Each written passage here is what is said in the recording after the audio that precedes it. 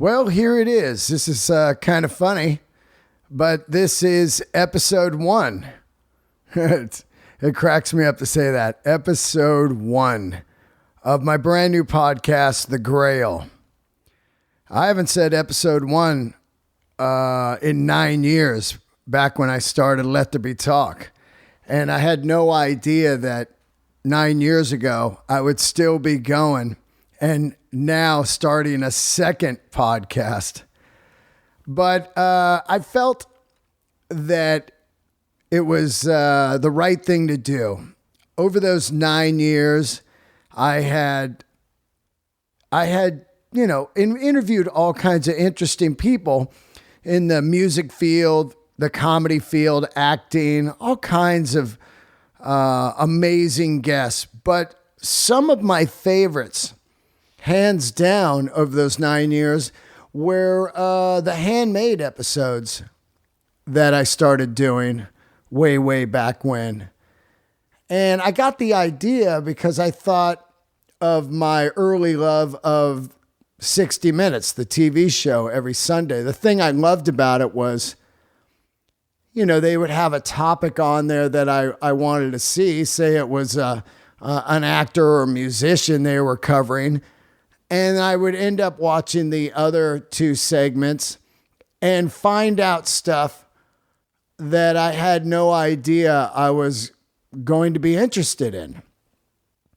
And part of the thrill of doing the handmade episodes was getting these weekly emails from people out there that were saying stuff like, wow, I didn't give a fuck about watches before, or boots, or denim, or hi-fi systems, or architecture. But now I'm diving deep in the rabbit hole. Thank you for turning me on to this type of stuff. And I really enjoyed those emails because I feel that these people I featured on the Handmade series were people that we need around. We need to keep the planet fresh and exciting in the world of strip malls and Walmarts and that kind of stuff. We need to keep it fresh. That's just all there is to it. Who wants to be a fucking robot? Who wants to look like everybody else? Who wants to live in the same type of box? All that kind of stuff. There's more to life than just samey same. And I thought, you know what? I want to give these guys their own platform and have a little fun with it and start their own podcast for them. So here it is, The Grail. And what better guest than the king of handmade guitars, Grover Jackson. This man's story is unreal, and I could not cover it in an hour and 20 minutes that I did on the first episode. 3/4 in, I knew I was going to have to come back down to Orange County where he was and talk to him some more. So this is part 1 of a 2-part episode with the legendary Grover Jackson. And I still can remember the early days, late 70s, early 80s, walking into Guitar Center and seeing these incredible Charvel guitars, and then later on Jacksons, and picking them up, me being a shitty guitar player that I am, and playing it a little bit and just going, wow, this is just totally different. These are next level, handcrafted just machines. His story is incredible, and he is a legend, like I said, and it was an honor to have him on. We cover all kinds of stuff. Of course, we covered the Eddie Van Halen era, the Randy Rhoads era. We cover the Charvel era. There's some stuff in here that's going to blow your mind that I had no idea, and I am a guitar freak. and the stuff I was learning while interviewing him was blowing my mind. I can't thank you guys enough for taking this journey with me. I think it's going to be a fun ride. Please subscribe and tell your friends all about this. And I do want to make one point here. Grover Jackson is my first guest, and he's definitely the perfect first guest. But this is not a guitar podcast. I want to make that clear because people will go, you should have this guy on or that guy on. It's not a guitar podcast. There will be all kinds of great artists on here. And that is what I love to celebrate. Like I said, anything, furniture, architecture, cars, motorcycles, watches, you name it, man. Whatever is cool, man, I'm going to try to have on the show. That being said, though, I do got a great sponsor today. Kicking off the Grail with another kick-ass handmade guitar builder who is sponsoring today's episode. It is Banker Guitars. This man is, he is unbelievable himself. Banker Handcrafted Guitars. Follow them on Instagram, Mr. Banker Custom. Get yourself a full-blown handcrafted guitar out of Tennessee, my friends. All right. That being said, let's enjoy episode 1. Let's have a little fun here. And thank you once again. Keep the candles lit. Here he is, Grover Jackson. Here we are. We've got him right here. Grover Jackson. How are you, buddy? I'm still breathing, which is a hopeful sign. How old are you? 71. 71. Yeah. 71. I've been through it all. You have. Yeah. You have. I saw Jimi Hendrix play at Steve Paul's The Scene in New York City. You did? Yeah. You know, in Foxy Lady, he says, I'll see you on down at the Scene. Yeah. That was a guy named Steve Paul, had a club in New York City, 42nd Street, maybe? That was the after-hours place in the 60s. Wow. Wow. And I saw him get on stage with John Hammond and Buddy Miles, and been there, done that. Yeah, so you grew up in New York? Nope, I grew up in Tennessee. But then went out to New York? Never graduated from high school. Went on the road, started playing in a band. That fell apart. It's a crazy story. In Chattanooga, there was a prominent one-armed Latino bass player. Wow. Ralph Vasquez. And Ralph knew the Chambers Brothers. Yep. And he said, come to New York. You can work with the Chambers Brothers. And so you did it? Yep. Went to New York and got hungry. Wow. I got exposed to a lot of that was the 60s. So saw a lot of stuff. Came home, started playing in a band again. Ended up in California in the early 70s, and the rest is history, I guess. When you're playing in a band, is that what drives you out to California because of the music scene out there? No, what actually brought me to California was a broken heart. Oh yeah? Yeah. There was a girl that I almost married twice, 10 years apart. And she left me both times for different doctors. Oh, my God. And I had to get out of the South. So I came to California with the bass player I was playing with at the time. Where do you guys land? I ended up, I had a childhood friend who had come out here and was working for the railroad, and he had an apartment 1 block down San Vicente from the Whiskey, and I spent about 2 years sleeping on his living room floor. Just sucking in that scene. What was going on there? Were you going the Whiskey and the rainbow and stuff? Yeah, when I could. I mean, I didn't have much money. I was broke. Right.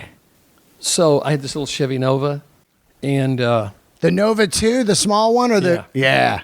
So one of the main activities of the day, I had no job, right, was I'd get in my little Chevy Nova, on San Vicente, and I'd drive down to Guitar Center, which was across the street, the original Guitar Center. The small one. Yeah. Next to on Guitar. the corner where the print shop is now. Yeah, right. Next to Guitars R Us. Yep.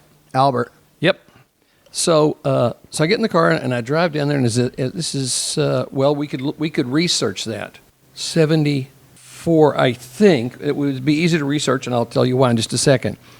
So as I drive up on Sunset, there's a limousine out front, and I go, oh, yeah, somebody important here. I better see who that is, right? Yeah. And a friend of mine back east was sending me vintage guitars to sell. That's how the little money that I had was from selling my friends vintage guitars, and I would scrape off a little extra for me. And that was really before the vintage market, right? You're just kind of selling. It was really in its infancy. Actually, the guy that was sending me the guitars, Gruen Guitars in Nashville was originally a store called GTR, which stood for George, Tut, and Randy. Tut Taylor, famous Nashville banjo guy, and Randy Wood, who was really the first guy that came to major prominence as an inlay guy. They eventually broke up, and GTR became Gruen Guitars. But in this period of time, it was still GTR, and my friend was the manager, and he would send me a Les Paul, and I would try to sell it, and blah, blah, blah, blah, blah. 59, stuff like that, 60s? I rarely got stuff that high. I had gold tops, I had Telecasters, I had, I went through millions, in today's terms, millions of dollars for the guitars, a lot of which I have pictures of. I went through a 3-pickup custom, 59 3-pickup custom that I owned and sold out here. I had a blonde 59 335. I had Telecaster, Stratocasters. I had 3 Explorers, three Vs and 2 Explorers. Carinas? Originals, yeah. Wow. Yeah. And who were you selling them to? Neil Young has one of my Flying Vs. I know for a fact. Oh, that's the famous one. I saw it at the Met. Yeah. He put a different bridge on it for a while, so it's got some weird action on it. Yeah. That's sad, but then he put a big the V has the gold bridge piece. Yeah. Since he put holes in it for like a Bigsby or something, he made a custom giant one. So now it's got this absurd giant one on there. It's sad. But that's Neil. And that's the things that people. The last Les Paul that. I'm off to a different story, but we'll come back. The last Sunburst I had, 59 Sunburst, which I have intimate pictures of, okay? I have all the documentation. It's right there in those boxes. Wow. I sold through Gruen to Ace Frehley for $2,500. Wow. And I thought at the time, this is 71 maybe-ish, and I thought, no guitar in the world is ever going to be worth $2,500. I had just bought my wife at the time a brand new Volkswagen station wagon. Remember those things? Oh, yeah, the square back kind of ones? Those are great. $1,800 brand new for the whole car. And I'm just selling a guitar for $2,500. And I thought, well, that's the end of the world. That shows how smart I'm not. But last year, a vintage dealer, because I don't follow the vintage market much, but I just happened to run up on a thing last year where a vintage dealer was selling an Ace Frehley Sunburst Les Paul with provenance that it was Ace's guitar. I looked at the picture, and it was my guitar. Whoa. $1 million. Wow. Was the asking price. Now, I don't think he actually expected to get that for it, but this bragging rights that I got a guitar that's blah, blah, blah, and this is what I want for it. But that's my guitar. Wow. $1 million. Well, do you remember the weight of it? Was it heavy or medium? The truth is, it was a dog. Oh, yeah. That's the reason I got rid of it. Yeah. Because I'd been through Sunbursts. Best Sunburst I ever owned was literally beat to shit. There's a very historically sort of famous guitar player around the Atlanta area, which is where I was based out of, Spencer Kirkpatrick, great guitar player, played in a band called Hydra. Put a couple of records out on Capricorn, and we swapped guitars back and forth a lot. And he ended up with that guitar. But that guitar really epitomized what Eric Clapton called the woman tone. Yeah. Front pickup, roll the tone control back, and you pop the speakers in the amp.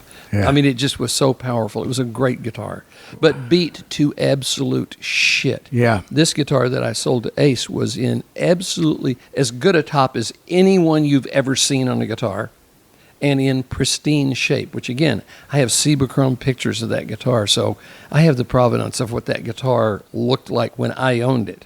So Yeah. anyway. So you see the limousine. What was the other? Yeah, so I see a limousine, and I'm hungry, okay? I need to sell guitars because I'm hungry. It's peanut butter and Kool-Aid time, right? So I go in, park the car, I go into Guitar Center, and everybody in the store is looking over at the wall of guitars, but they're trying not to be seen looking. You know, it's like they're looking straight forward, but their eyes are, in the peripheral. Yeah. Because they don't want the guy to know That old one. They don't want him Yeah. to know that they're staring at him. And so I walk in and I see all of this comedy act, and I look over and I go, who the fuck is that? And fuck me, that's Jimmy Page. Wow. And again, I'm hungry and not bashful. Yeah. So I just marched right up to him and go, hey, you want to buy some used guitars, vintage guitars? Yeah. He goes, well, maybe. What do you got? And I said, well, I got a Gold Top, and I got a Telecaster, and I forget what else. And he says, well, come on over to the Hyatt House tomorrow, Yeah. about 10 or 11, whenever it was, and bring the guitars. Let me see what you got. And the way we can date this Yeah. is that they were here for the introduction of Swan Song Records, and that's easily findable because the Maggie Bell was the first, Maggie Bell and Bad Company were the two artists on the record. And I think that's like 75. Was it 75? I think so. I'm not sure. It would have to be right at 73, 75 kind of window. Right. Somewhere right around there. That's a great story. So you So go I go over there the next day. Yeah. And he gave me a room number, and I went to the room, trundling my guitars, I think it was 3 guitars. So I was kind of, trying to get there. Got to the room, knocked on the door. He comes to the door. He says, come on in. Jimmy Page and I sat like you and I are sitting right now for about an hour and a half or 2 hours just playing, 2 guys Shit. playing guitar. Oh, my God, man. At the end, he says he wasn't interested in those. He wanted an Everly Brothers, which is another story. He wanted an Everly Brothers. He wanted an ES5 Switchmaster. Oh, yeah. There was somebody in the rockabilly era that he was very enamored with that played an ES5 Switchmaster. He says, I want one of those. And then obviously Sunburst. I'm always interested in Sunburst. Yeah. And so he tore off the little notepads they keep at the bed. He tore off one of the little notepad sheets and wrote Jimmy Page, Plumpton, Sussex, England. He said, write me at home. Don't call the office because Joe Walsh had a Sunburst for me, and he went to the office, and they didn't translate the message. Oh. So he gave me his home address. Yeah. Again, if you look that address up on the internet, Yeah.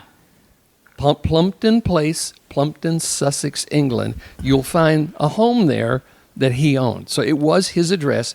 I still have the piece of paper Oh, with man. his autograph and his home address. Oh. Did you ever sell him anything? No. Yeah. No. That's amazing, though. The funny thing is, so I came to California twice. Yeah. That was when I was here as a guitar player and failed miserably. Ended up going home, playing in the old band again for about a year. Couldn't do that. Ended up coming back to California. I had known a guy named Joe Pollard who'd played with the Beach Boys and the Spiral Staircase and the Grassroots and a bunch of people.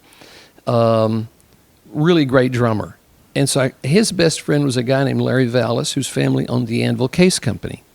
And so I called Joe and I said, man, can you find anything for me to do? Because I want to come back to California.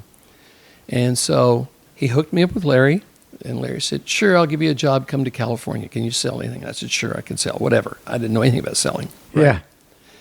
But my dad gave me an airplane ticket and $100, and I came to California with 2 small suitcases. And Joe Pollard picked me up at, this is leading to another great story, picked me up at LAX, and we drove out to Monrovia. Anvil Case was in Monrovia Right. at the time. Unbeknownst to me, and Larry Vallis is still a very dear friend of mine, and I can ramble about that in a second. Unbeknownst to me, one of Larry's best friends was a guy named Dolph Remp. I don't know if you know that name or not. No. Dolph Remp and a guy named Ken Berry started a company called Studio Instrument Rentals. Oh, SIR. Wow. Dolph Remp's father's name was Adolph, as in Adolph's meat tenderizer. Wow. So he came from a Big substantial money. family. Right. Ken Berry's brother was Jan Berry. Oh, shit. And the third Berry brother was the original road manager for Crosby, Stills, and Nash. Oh, wow. Who died, unfortunately, of a drug overdose. Right. So unbeknownst to me, one of Larry's best friends was Dolph Remp. And they had actually lived on a ship in San Francisco Bay in the 60s, in the Flower Power era. They shared a boat, Yeah. okay? Yeah. Just So, hippies on a boat. So unbeknownst to me, Larry had called Dolph and said, hey, I got this kid coming out here, and I'm going to give him a job, but I'm gonna ask him to call and sell you some cases, and I want you to stitch him up as hard as you can. Yeah. So Bumpkin Me shows up at LAX. Joe picks me up, carries me out to Monrovia. I go in. First time meeting Larry Vallis, and he says, can you sell? And I'm scared to death because I don't want to go home. Yeah. And I went, sure, I can sell anything. What do you got? He says, well, here, call this guy and sell him some cases. So Joe and Larry sit down, and I pick up the phone, and I call Dolph Remp, and I go, hey, this is Grover Jackson from the Anvil Case Company, and I need to sell you some cases. And he goes, I don't want any fucking cases. Get off my phone. No, sir, you really need to listen because we got some great cases here. And I'm just fucking rattling. This goes on for 20 minutes, maybe 25 minutes. Larry and Joe are dying, okay? Because they know the setup. Yeah. I won't fucking give up. I'm not going home to Tennessee. Yeah. Right? And finally, they stop me and go, it's a joke. We're pulling your leg. But that's how I came to California the second time. Yeah. I worked for Anvil for about 2 years.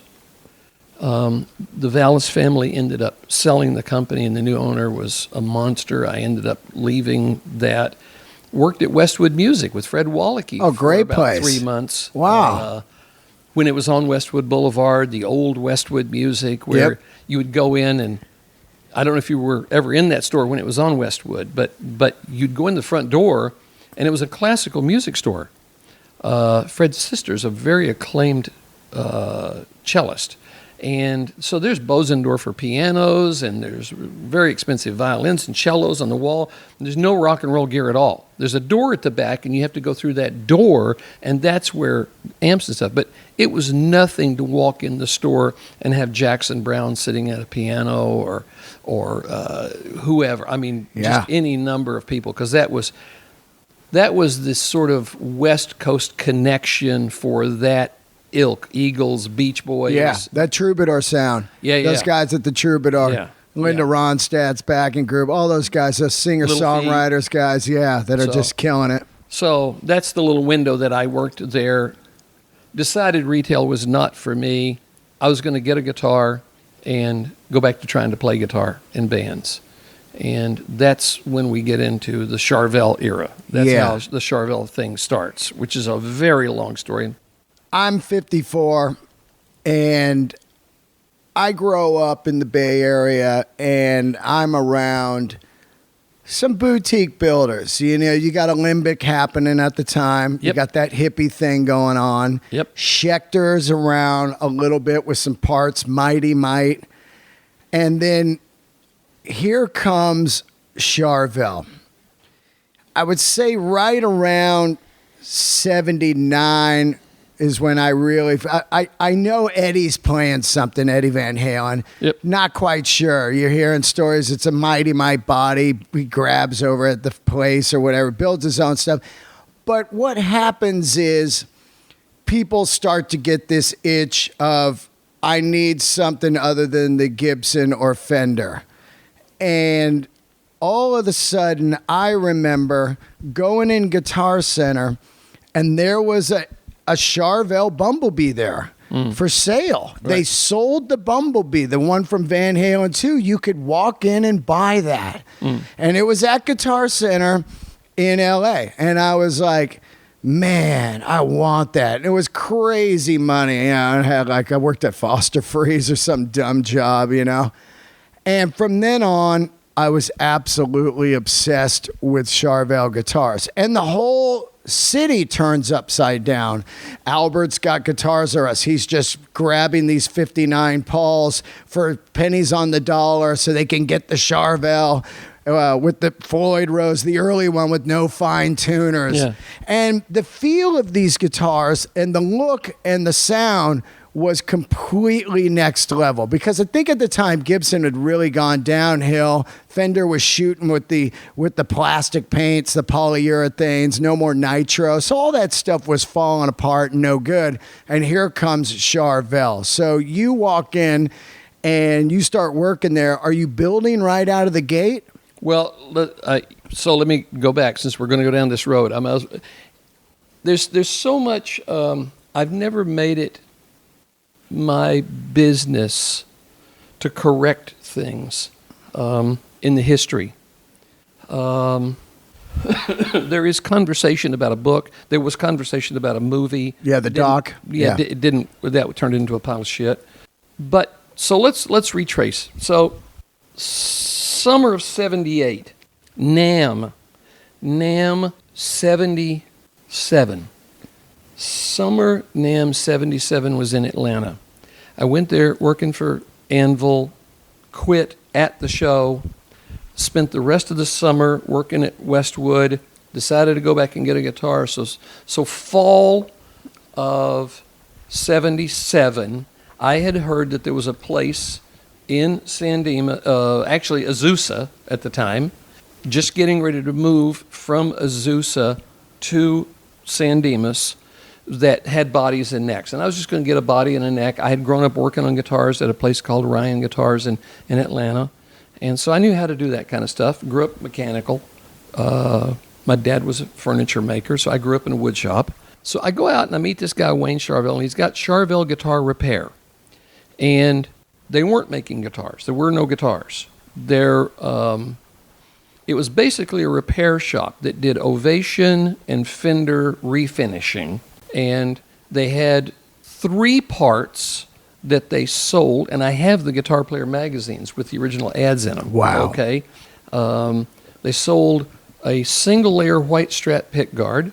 They sold a stainless steel tremolo arm for conventional, traditional tremolo, screw-in arm. Yep. And they sold an aluminum 4-hole jack plate, because jack plates on Gibsons at that time were plastic, and that was the first thing you broke. As soon as you set the guitar down, you broke the jack plate. So they were selling those 3 parts direct to the public, not through retailers, through Guitar Player magazine, in a 1-page ad. Dave Schechter had started making some parts, and there was 2 brothers in the Pacific Northwest named Macaulay, and I think they're still in business, who made speaker cabinets. And then there was a third entity, and that third entity, fourth entity, global entity, was a company called ISA, International Sales Associates. Again, this is all documentable through Guitar Player magazines, right? And so ISA's was 2 guys named Herschel Blankenship and Shel Horlick. And those 2 guys, and we've seen this kind of thing happen a number of times in the history of the music business. They said, look, you're good at making your shit, but you don't know anything about selling stuff. So what we'll do is we'll be your agent. Not just a rep, though. We're going to be like a holding company.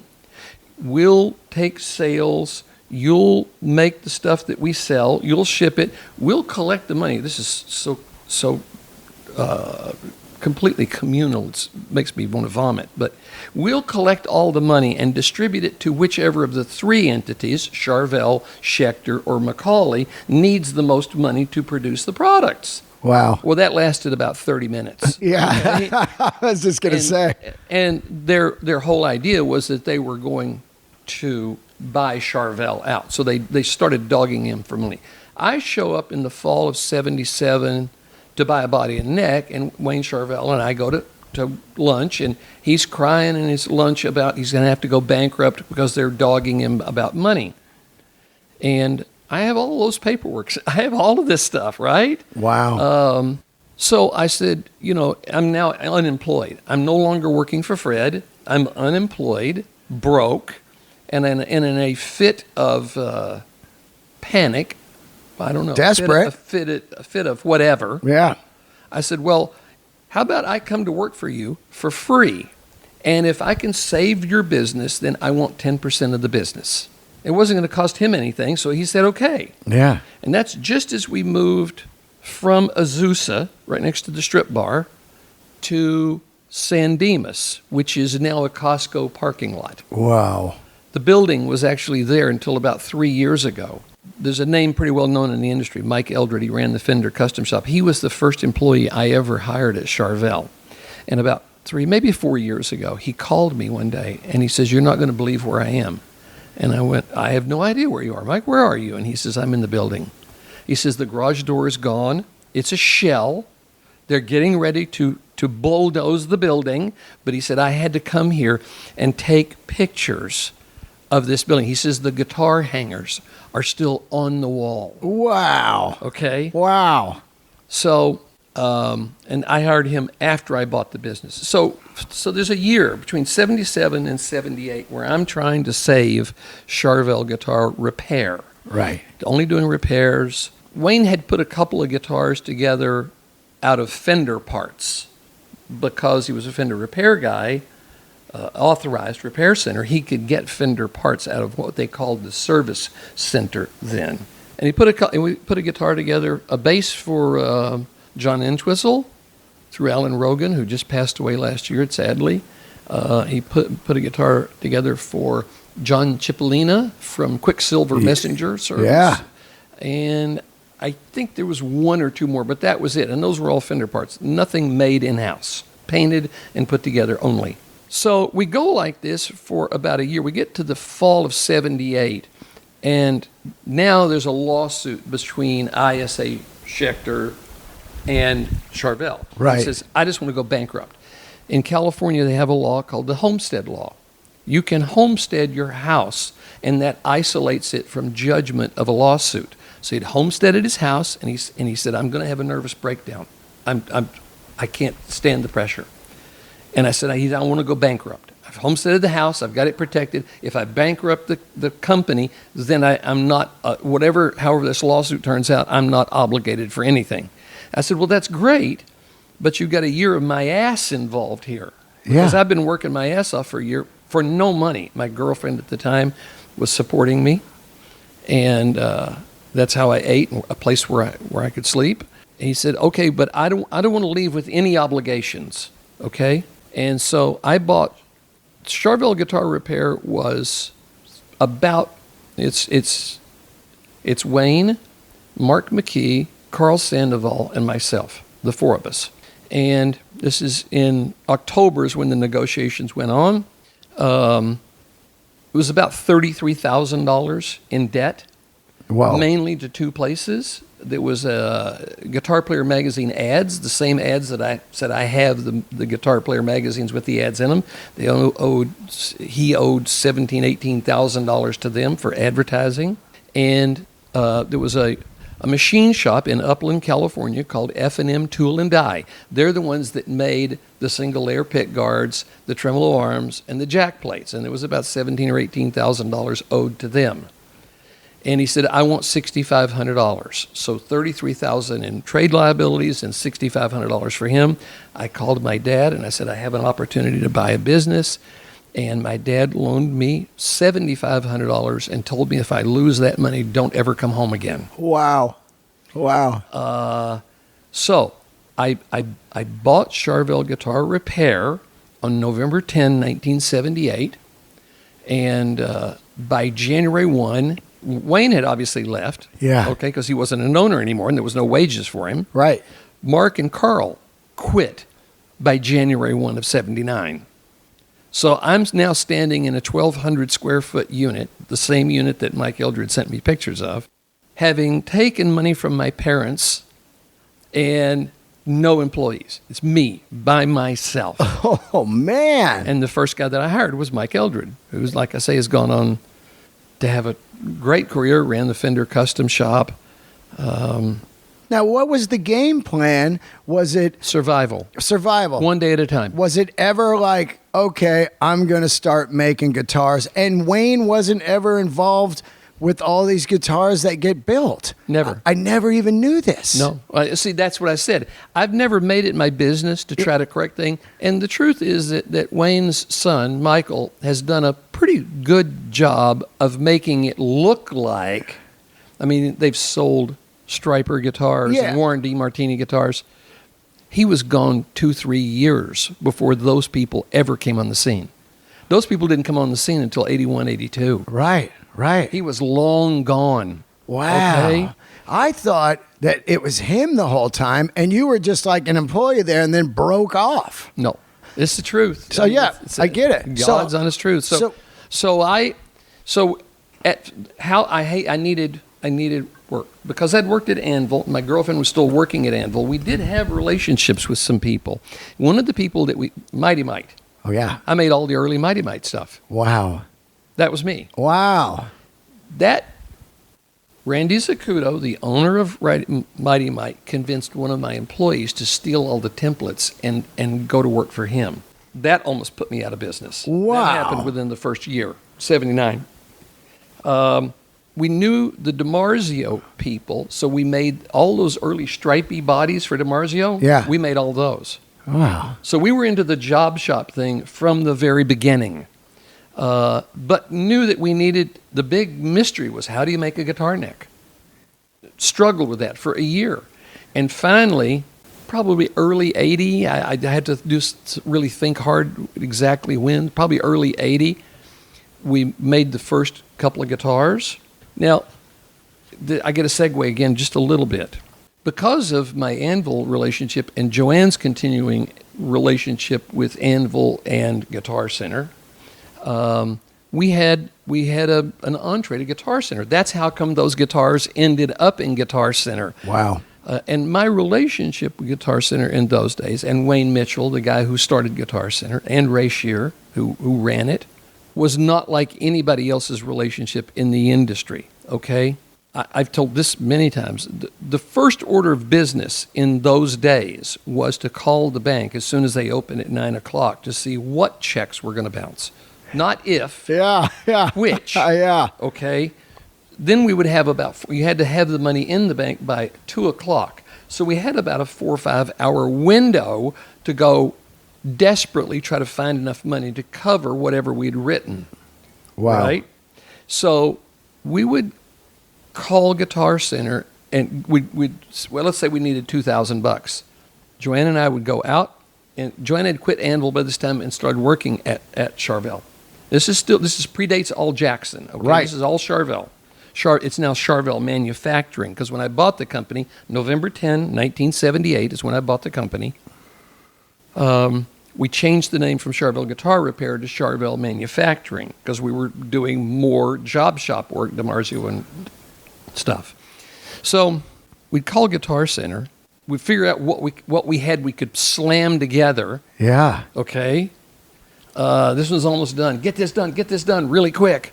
And we'd call Guitar Center and go, we got a couple of guitars. And they'd say, okay, great, make an invoice and, drop them off at Hollywood.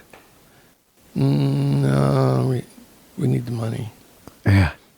Okay, well, go to Guitar Center, drop them off, and then no, we got to have the money in the bank by 2 o'clock. Okay, come to management, which was, I think, on Tampa Avenue in Reseda at the time. Come by here and pick up a check and then take the damn guitars over to Hollywood and drop them off.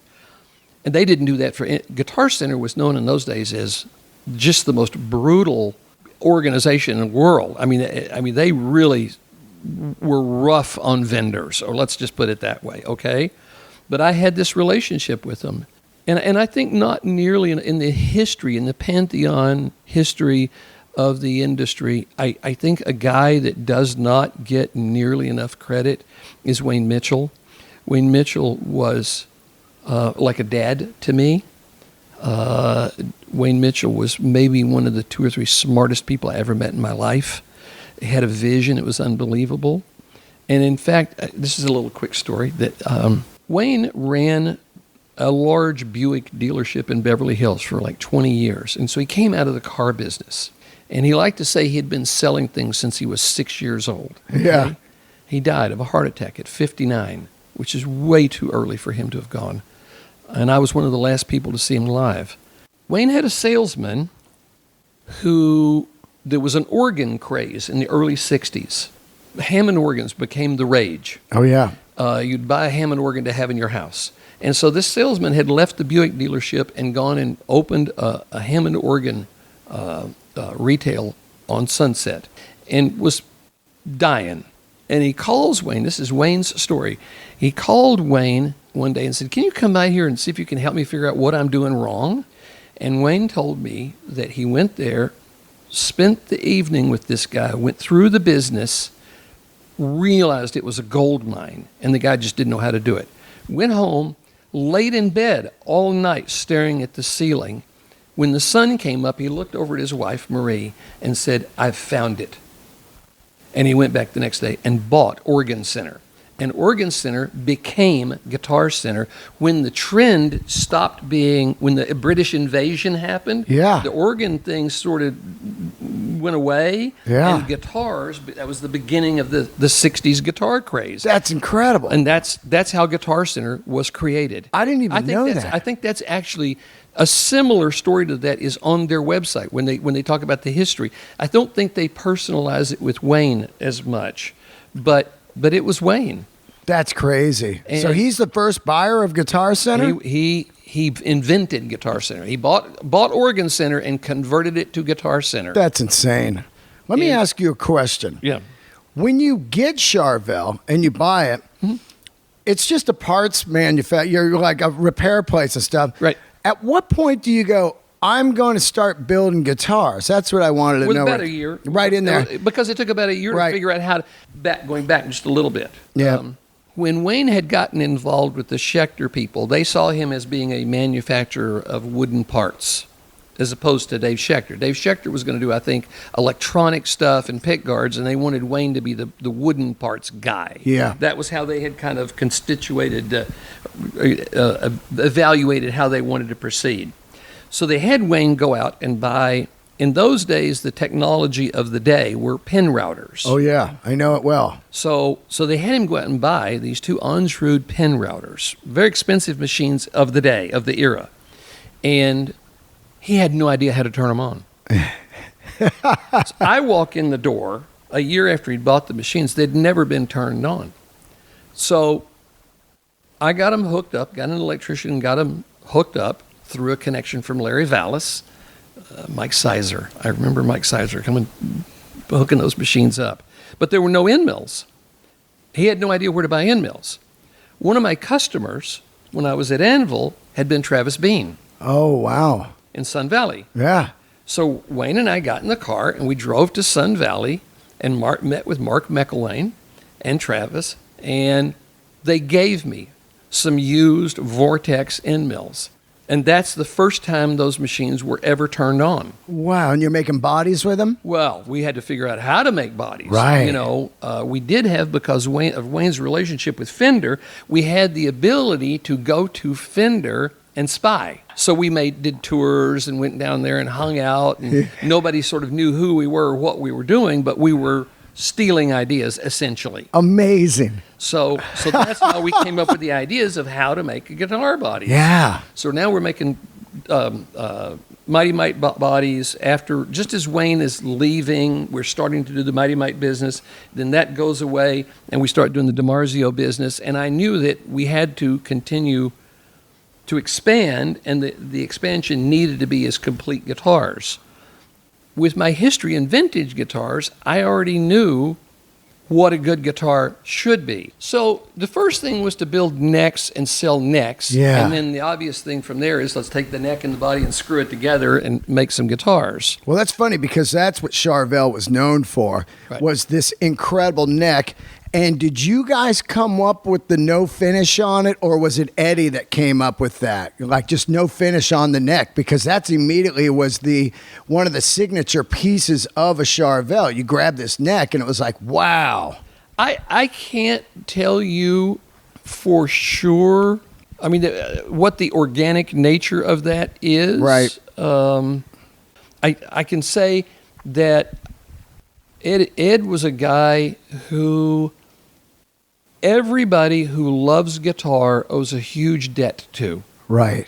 There was, in the 60s, there was the big four: Hendrix, Clapton, Beck, and Page. Of course. Right? Yep. There's those guys. Yep. And those guys changed guitar. Completely. And then there was nobody else that made that impact until Ed. That's what I said. And Ed changed the landscape, rearranged the furniture, okay?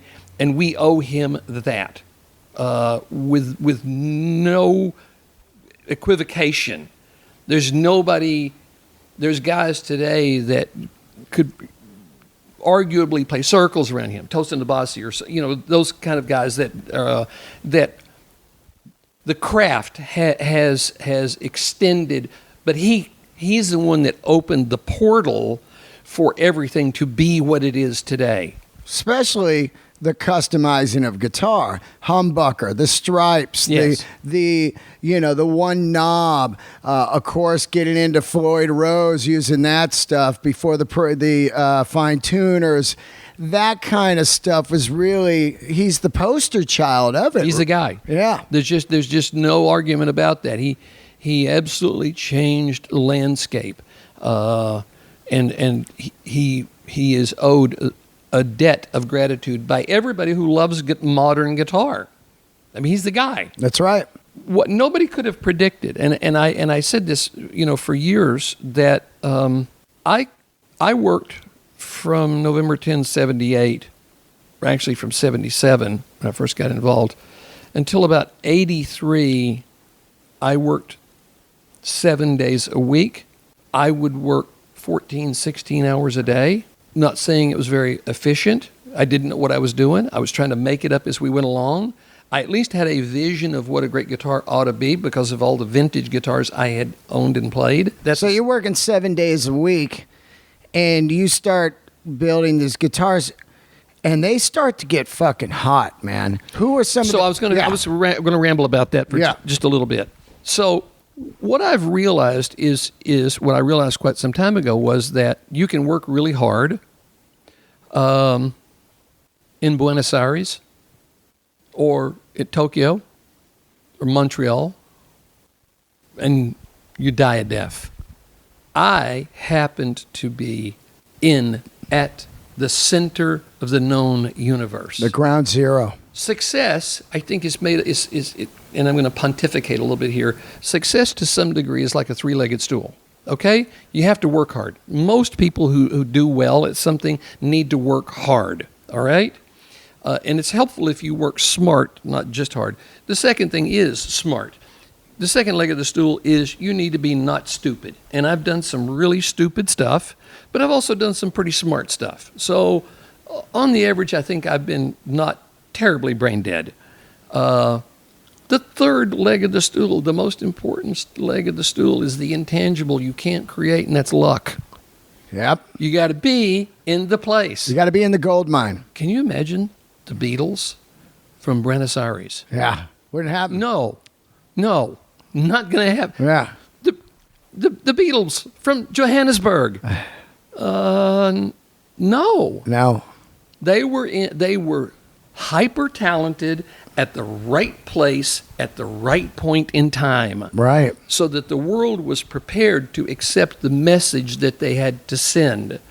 And you can't create that. That's magic. That's something ephemeral. That is magic. And that's what was going on the Sunset Strip. It was all of a sudden you got a guitar god out there, right, and people are like, I need to be a guitar god. The truth is that movement started way back in the 70s. If you go back and really look at what was going on, there was a fairly small group of bands that encompassed the LA local scene. Because you have to remember, hard to imagine now, but there weren't but 5 or 6 places for a band playing original music. If you wanted to play a Rusty Pelican and do top 40 songs, plenty of those gigs available. If you were a rock band and wanted to play original music, it was a very limited set of places you could play. So all these bands all knew each other. It was a very tight little scene. But I have to say that there was all those bands, and then there was Van Halen. Yeah. Even then, it was just as clear as the nose on your face. There was everybody else, and some of them were quite good bands. And then there was Van Halen. Right. Okay? There was just, they were on a different level from the very beginning. That was different shit. I like to say that 2 times in my life, I've been around that. I grew up in the South. Used to play with the guys in Leonard Skinner. Alan Collins was a very good friend of mine. Wow. But it was very clear. And Atlanta had its little local scene, from my friend Spencer with Hydra, who were huge, all the way through up maybe 20, 30, 40 bands who have all passed into history without anybody knowing anything about them. Of course. Right? Yep. And then there was Leonard Skinner. Right. And it was the chasm between them and everything that was going on was just as obvious as the nose on your face. And it was the same with Van Halen. There was everybody else, and then there was Van Halen. Just undeniable. It's 2 times in my life I've seen that. So that gets the phone ringing, right? Yes. Once they broke the barrier, then the record companies, the capitalist instinct takes over, and, Warner's has Van Halen, so everybody else wants a Van Halen. Yep. The problem with that is that you don't create Van Halens. That organically happened somehow. That's that magic thing. You don't make more Beatles. Yeah. Yeah. There's that thing, and that's the thing. Chemistry, lightning in the bottle. Record companies may be able to sort of rake off some of the extra from that, but the truth is that one thing is that one thing, and that's the thing. Yeah. So, it started, and then by the end of the 80s, it was sort of like a snake eating its own tail. The hair got bigger, and the makeup got thicker, and the ballads got more sickening, and it just exhausted itself. And it was probably time for a change. Although so many people had gotten to the point where they thought, well, this is forever. Yeah. Name a band. Yeah. It's forever. And if you look back now at some of the bands that were getting signed towards the end of that era, boy, this pickings was getting slim. Yeah. And then Seattle happened. Yep. And, I remember the first time I heard Nirvana, I went, oh, shit. Oh, no. The wind just changed. Yeah. You just couldn't watch that video and not go, oh, my God, this is some different shit. Yeah. And this shit ain't like this shit. And then so this shit's now in real danger. And it collapsed on itself in a matter of 18 months or something. At what point are you starting to sell a bunch of guitars in the early 80s and it starts to get pretty damn successful? Where do you turn it from Charvel to Jackson? Is it Randy Rhoads? It was Randy. Okay, so he comes in. Let's get this exact story down. So Randy had been a guy, and a minor segue. I usually say that there was 4 guys, but really it's 5. Around L.A., there were 5 guys that were, because Van Halen's success was not all Ed. I credit an awful lot of the success of Van Halen to Dave. Of course. Because he was a master showman. He knew, he was... and he was a hustler. He's out there in your face with flyers. So they were the package. The yeah, whole package. Totally. So there was Ed. There was Randy, who was still playing in Quiet Riot. Quiet Riot had been to every record company in L.A. 3 or 4 times and couldn't get arrested. Okay. And I won't say why, but you could probably guess. Yeah. There was George Lynch playing in a band called The Boys or Exciter before Dokken, but equally on that level in terms of capacity and real musculature. Of course. Ability to really play guitar in a way that was amazing. There was a 4th guy who I just heard a few months ago has passed away, a guy named Jimmy Bates. Bates played in a band called Stormer. Bates was a transplanted New Yorker not native to California. He was 5, 6, 7 years older than everybody else. So he was a little I was 5, he was my age. I was about 7 years older than all these guys. Ed just passed away at 65. Yeah. I'm 71. Yeah. So there's the gap right there. Bates was about my age.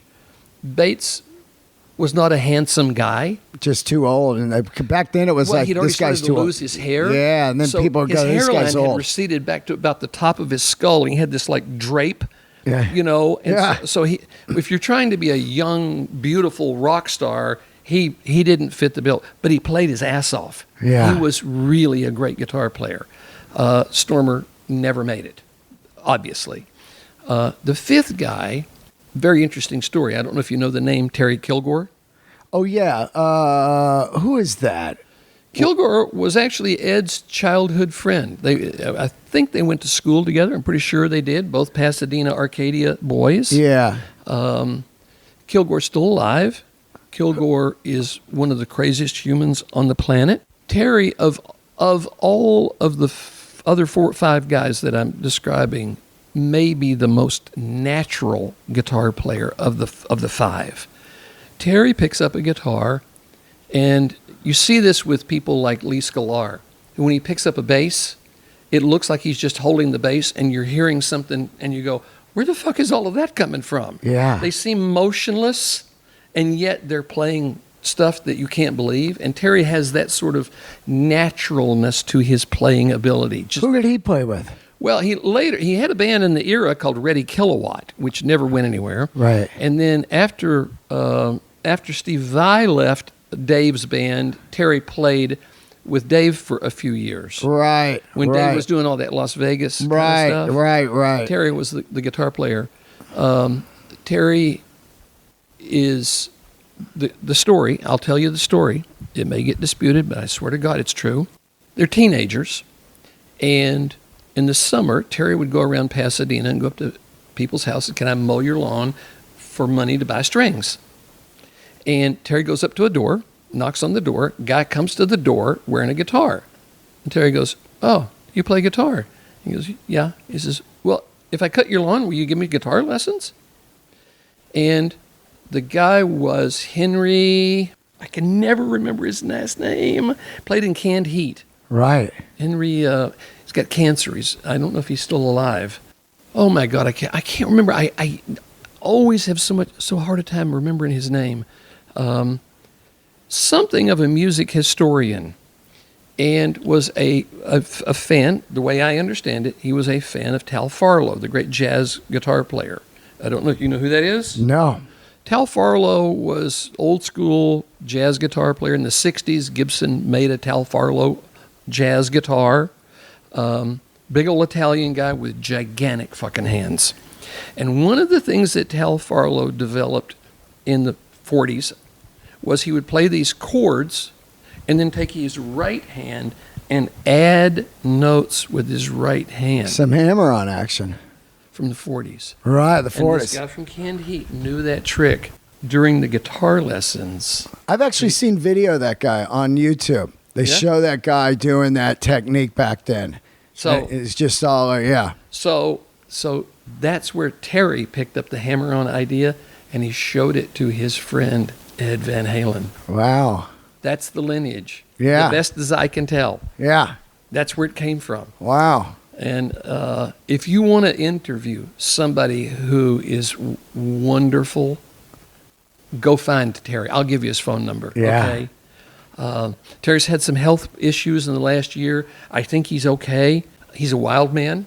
I mean, he's a lunatic. Yeah. Okay. Yeah. He is a wonderful guitar player, and I love him dearly. Okay. He's just a wild man. So there's these 5 guys around, and then Randy comes to see you. What, 1980? Yeah, sorry, I segued away from that. It's all good. So Quiet Riot basically fails. Yeah. Can't get a deal.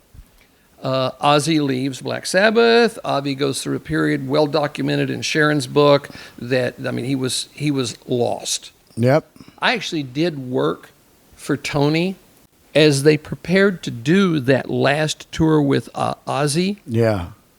when Van Halen was the opener, and Yep. Van Halen stomped Black Sabbath across the United States night after night. They had...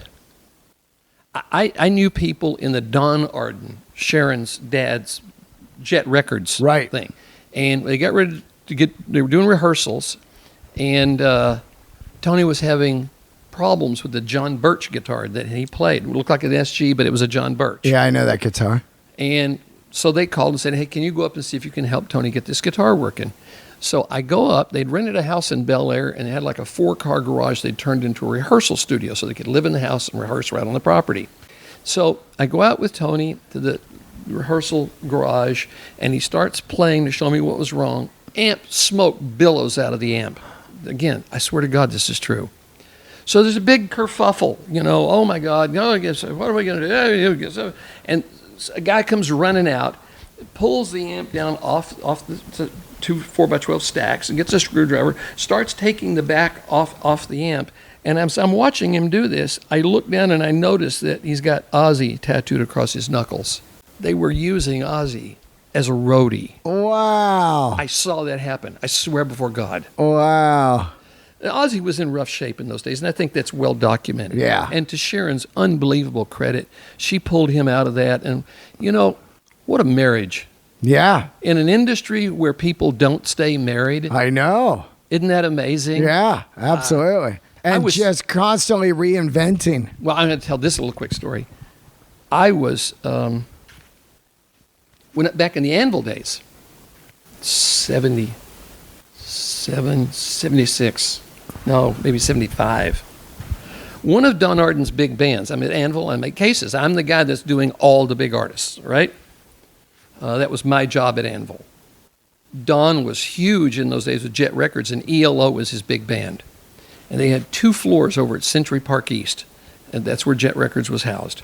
ELO, one of Don's mainstay employees was a guy named John Downing, English roadie, pretty well-known guy. Up-C Downing, they called him, who's dead now, drowned, coming back from the continent. He went with Brinsley Schwartz to do a gig in France.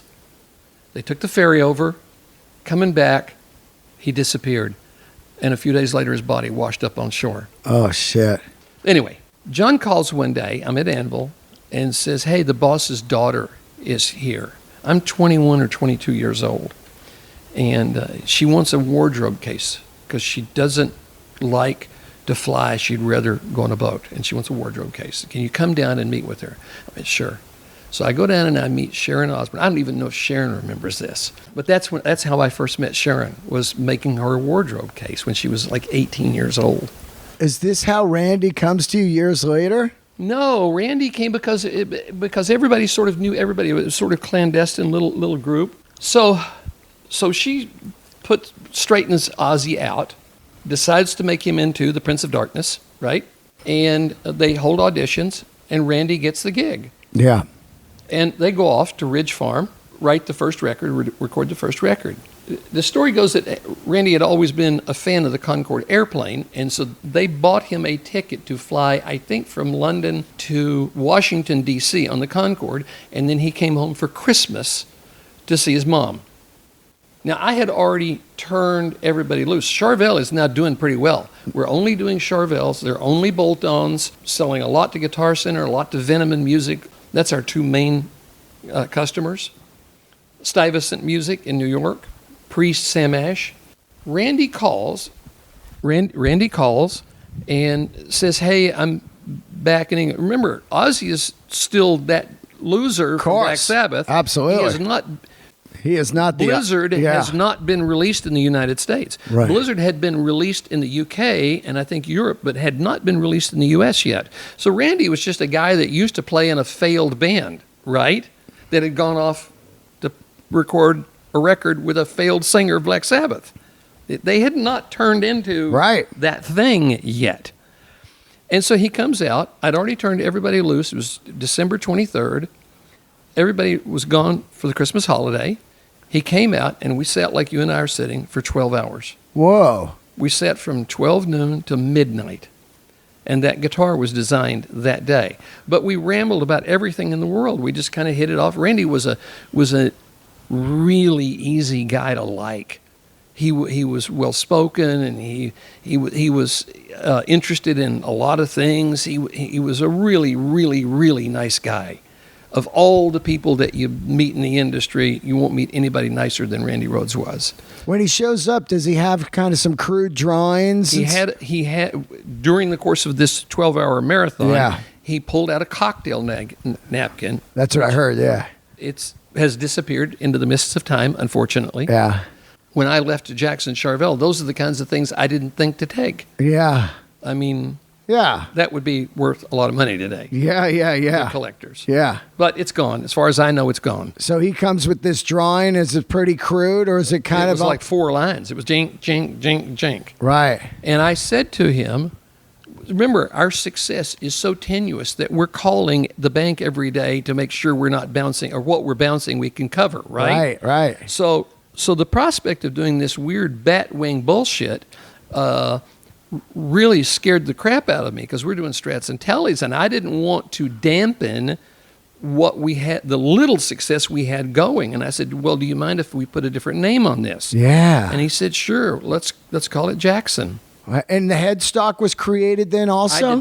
I did the headstock. You did the headstock. How'd you come up with the headstock? From Explorers. Oh, yeah, that's what I thought. So you got the... I just said, well, this is a more extreme design. Let's take that and make it more modern. Let's try to make the head match the body. Right. So that's how that was done. Now, why didn't it go with Floyd Rose? It went with... They didn't exist yet. Oh, they didn't exist in 80? No. Oh, I didn't know. I don't know the lineage of that. I just remember all of a sudden I think it was close to 82. Yeah. Before we started hearing of this tremolo that it does stay in tune. Wow. Because everybody was... The old trick in those days with a non-locking tremolo was you could get it to stay in tune if you bent the string, or you could get it to stay in tune if you used the arm. But you couldn't get it to stay in tune if you used the arm and bent the string. Oh. So you tuned for one or the other. Right. When you guys build the Concorde, first of all, I love where the toggle switch was. Unreal. Do you make a few prototypes, or is it the first one out? We couldn't afford to do prototypes. Whoa! So the white guitar is the prototype. Wow! Which the Rhoads family has. Right. Now he went on the road to support Blizzard. Yep. And came back after that tour and said, people keep asking me if this is a Gibson that's been cut up. So he says, I want to make it more extreme. So I prepared a couple of blanks, and he and Kevin came out. Yeah. And the three of us took these blanks and just took a pencil and a ruler and just kept drawing and erasing and drawing and erasing. And that's how the black one came about? That's how the design, the modern one came from. We got to the point where Randy said, yeah, I think that's it. I like that. Yeah. I said, well, let me take it to the bandsaw and kind of cut it out so you can get, because it's a big square block of wood. He says, oh, I can't watch that. Guitar players, to me, seem to be basically in two sort of ilks. They're the guys that are pure musicians. They barely know how to tune a guitar. They certainly don't want to change strings. Electronics, I don't know which end of a soldering iron to pick up. Yeah. And they play their ass off, and they're musicians. And then there's the mechanic musician who wants to know what kind of screws are in there and what's the number of lines on the pickup. And so they're one or the other. And Randy was the former. He was the guy that did not want to know anything. And in fact, my memory is that when he would get a new guitar, he told me this. He would just open the case and look at it and then close the case and go play the gig. And he might do that a couple of days. Then he would take the guitar out of it and play it a little bit and put it back in the case. And he was very sort of superstitious about that. He had to warm up to a guitar. Yeah. Some guys will just walk in and play anything that's laying there. They don't care. Yeah. They just play through whatever the instrument is. Yeah. And some guys have to get really intimate with a guitar before they can express themselves on it. And Randy was more of the guy that had to get comfortable with a guitar before he could really play it. when you guys build this, do you strike a deal? We're partners on the guitar, or do you own did you own everything? Like this is just the custom? We owned it. We never even talked about it. It never came up. Right. Nobody in those days could have imagined that it would have, Right. ended up what it is.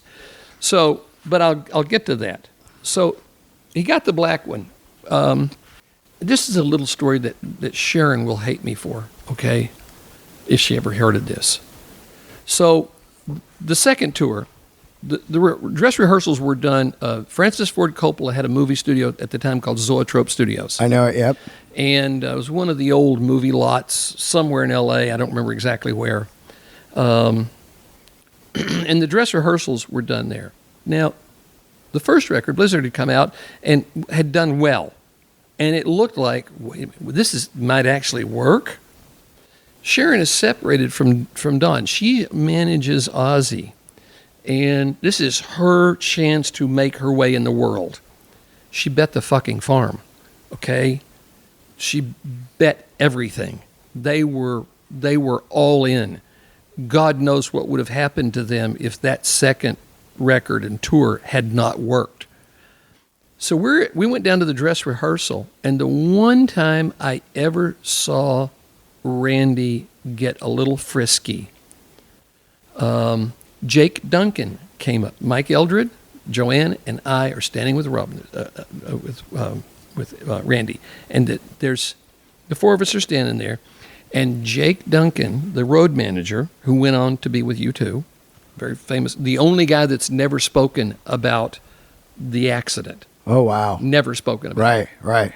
And to some degree, my understanding is that Sharon blamed him for the accident. Right. Because he was the one that was supposed to be in charge, and he let them get on the plane.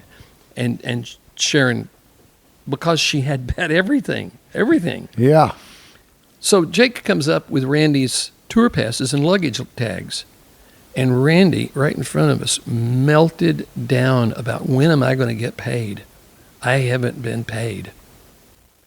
And talk about an uncomfortable moment. The three of us are kind of watching our shoes and trying to wait for... But I think Randy, it was a stressful moment. They were getting ready to go on a big tour, second big tour.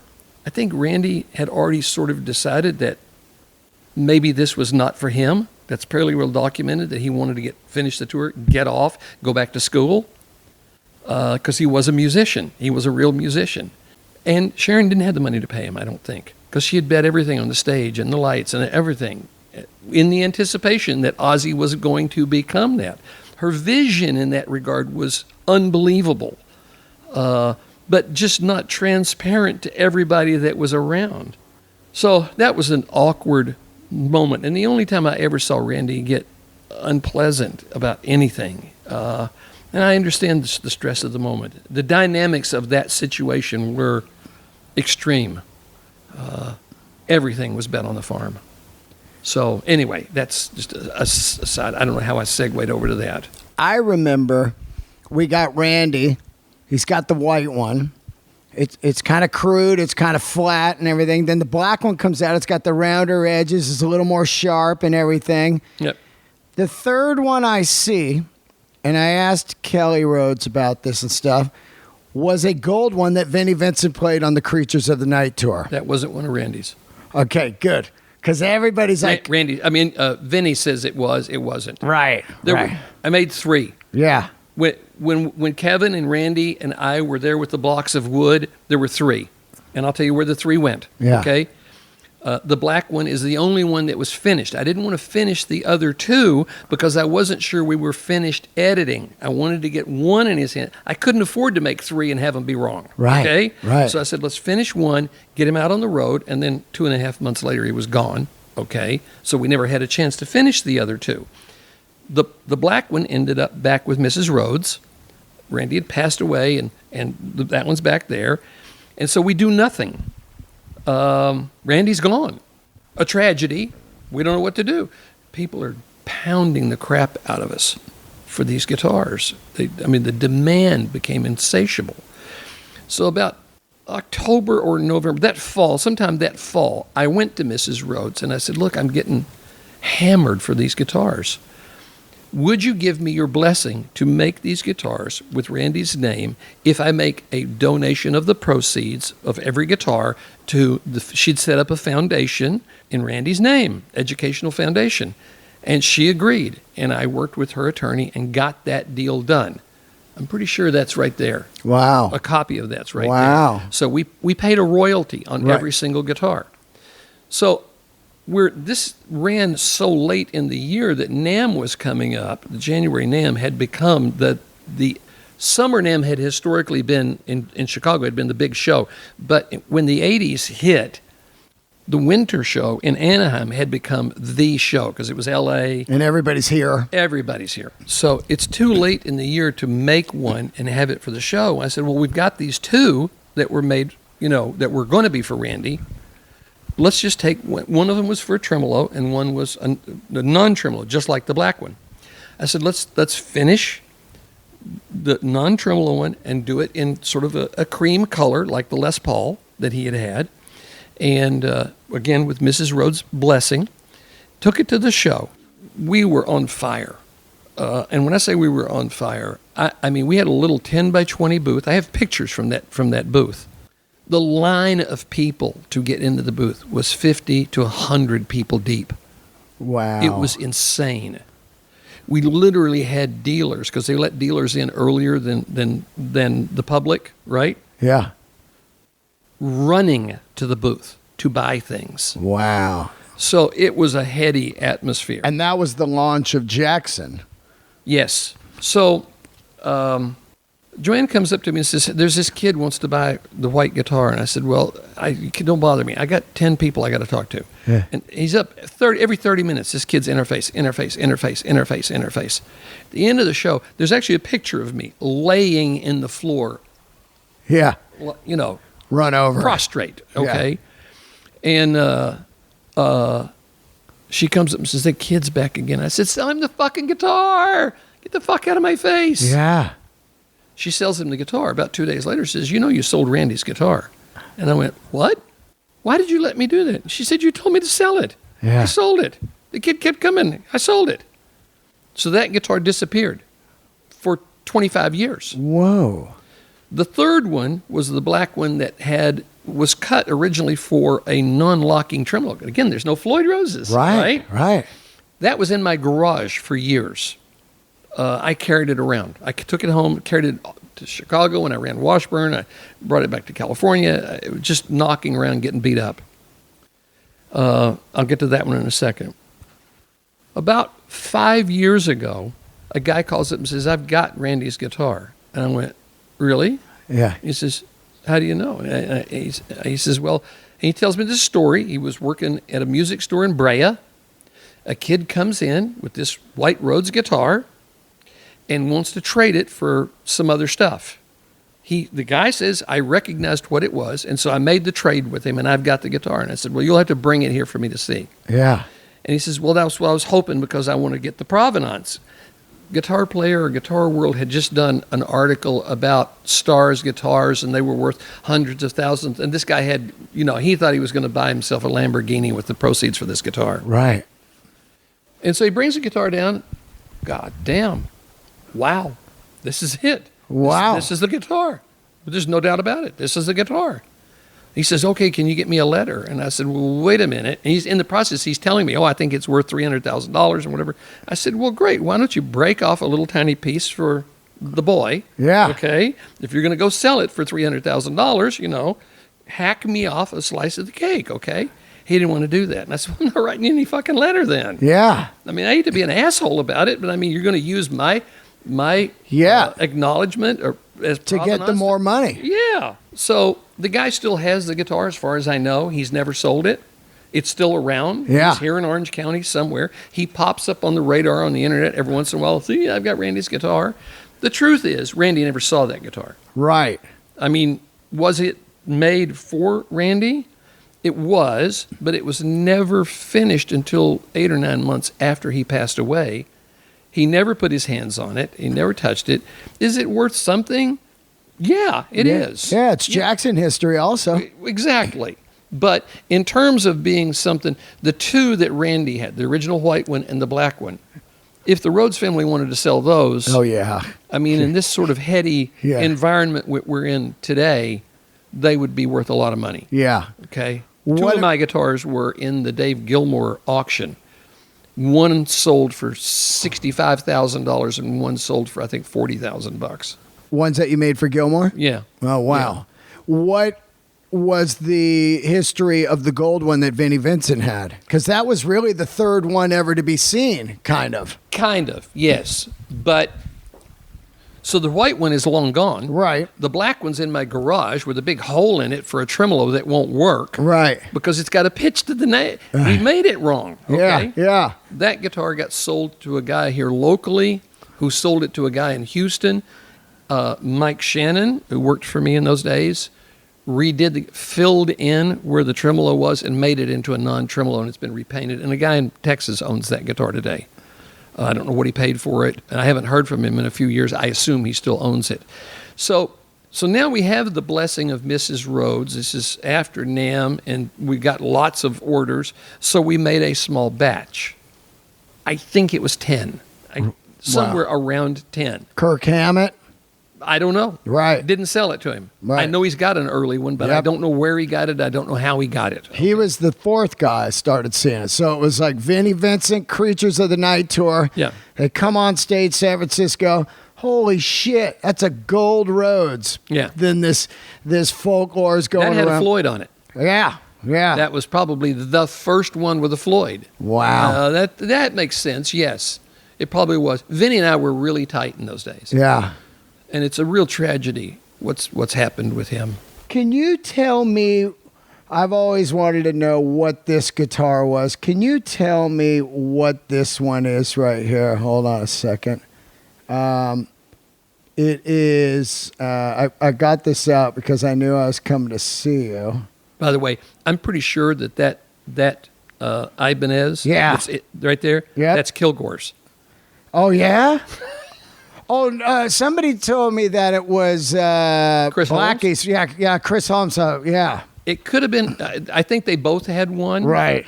Can you tell me what that guitar is? That's a Megazone. The yellow one? Yeah. Did you make that? That was made by a guy that worked, that's the guy that stole all the templates and went to work for Mighty Mite. Oh, wow. Who was a childhood friend of mine from Tennessee. Wow. A guy named Jerry Sewell. Uh-huh. That's his design. That body is so bizarre. Yeah. And that was made somewhere at Mighty Mite or something? That one was made at the shop. Oh, got you. We never made any after Sewell left. Wow. That was one of those early betrayals. I don't know whatever happened to Sewell. He worked for Mighty Mite for a while until they went out of business, and then he had a shop in somewhere in the valley where he tried to make some stuff. He never made it. I think he went home to Tennessee. I'm not sure. I'd like to come back before you move and do a part 2. Okay. And let's cover the Dimebag, the Washburn era, you selling Jackson, all that stuff. Let's get that part 2. Dimebag's one of my favorite things to talk about. Yeah, okay, cool. I mean, Yeah. In terms of guys I've known in my era, my Yeah. life, Dime was one of my favorites. All right, so let's get into that in a couple weeks. I'll come back and we'll do a part 2. Super. Sound good? Yep. I can't thank you enough, man. All right, there you guys go. We'll get part 2 soon for you guys. See ya.